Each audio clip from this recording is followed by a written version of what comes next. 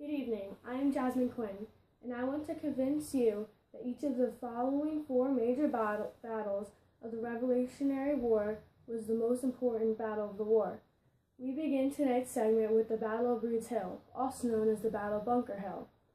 This battle took place on June 17, 1775, just outside Boston. This is the first major battle of the American Revolution. Both the British and Americans wanted to control this key entrance to Boston Harbor. Even though the Americans lost, the British lost twice as many men, and it took the British 3 times at Breed's Hill to win. As a result of this battle, the Americans started to fight as an army and not as individuals, which makes it a candidate for the most important battle of the war. We now turn to the Battle of Trenton, which took place on December 26, 1776. The Continental Army was nearly defeated. Morale was down and the cause looked lost. General Washington took a bold move for a surprise attack crossing the Delaware River and caught the Hessian garrison off guard.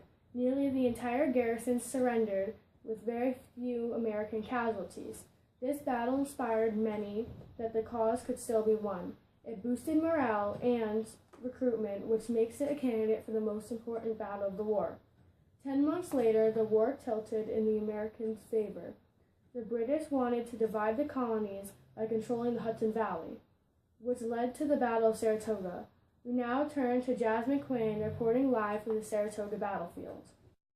Thank you, Jasmine, and welcome to Saratoga Battlefield. On October 17, 1777, the Americans defeated the British on this battlefield. The Brits' plan was for Burgoyne to travel down the Hudson River and Howe to travel up the Hudson River and meet at Albany.